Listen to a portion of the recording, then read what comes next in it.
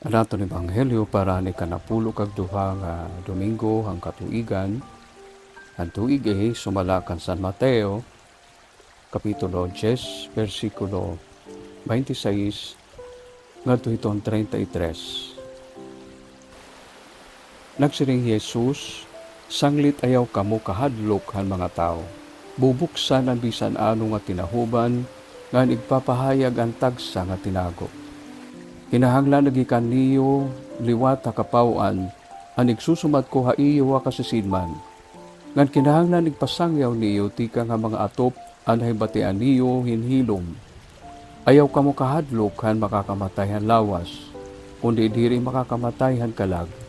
Asay lugod kahadlok kiniyo ang Dios nga makakamatay han kalag nga nanlawas didto ha impyerno. Usa ka sentabo an igpapalit niyo hinduha nga balin sa sayaw, kundi waray usa nga balin sa sayaw nga nahuhulog hatuna, kundi ri pagbuot han amay niyo. An hayo nga bahin ginihap na bisan nga ni ang nga tanan nga mga buhok han iyong ulo. Sanglit ayaw kamo kahadlok, mahal pa kamo kaupay, kahindamo nga mga balin sa sayaw.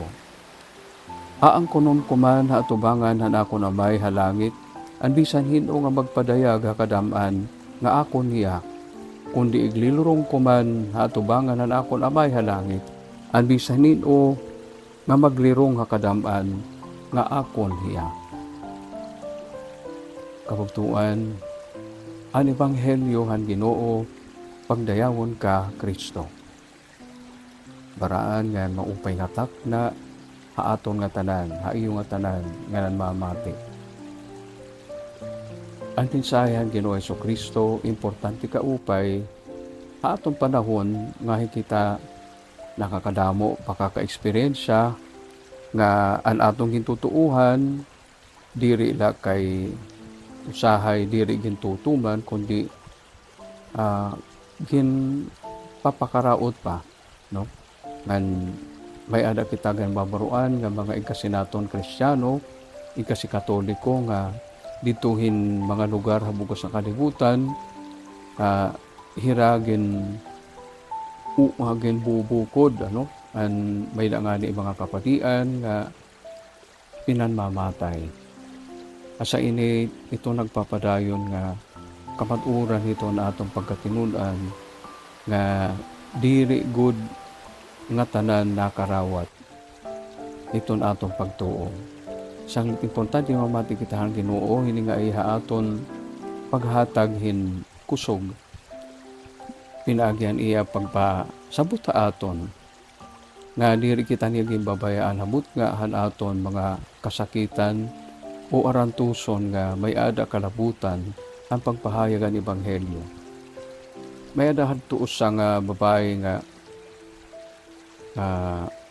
naging madre nga lidahan iya pagin madre, nagboluntaryo iya pagkadto ha Latin America.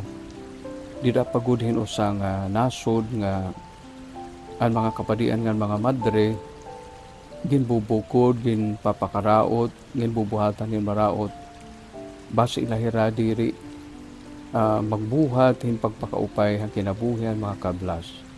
Pero tungod manggod kay hapagtumanhit suguhit ebanghelyo mismo, pagtumanan mga susugaranan mismo ang Ginoo Jesucristo ng mga apostoles, tinatalik danira ang kahadlok. Usahin ni nga madre na hinunumdumang ko,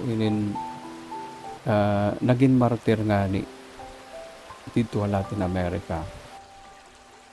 Pero kita din sa Pilipinas, iton pagbukod tungod pagtuo, diri gudayag, pero aton ini na experience niton mga tao nga nagpapakaraot, nag-aatake atong gintutuuhan.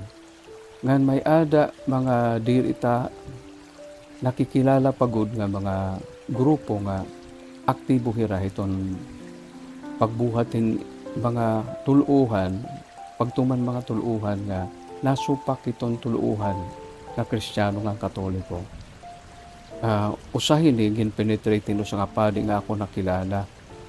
Nakilala ko ang padi nga nagpenetrate no sa nga kulto kay aniya tuyo karuyag niya hibaruan kung ano gud ang kamatuoran ng nga kulto kung bagaan siring-siring la inin siring-siring la tubtubla ha opinion waray magun kamatuoran.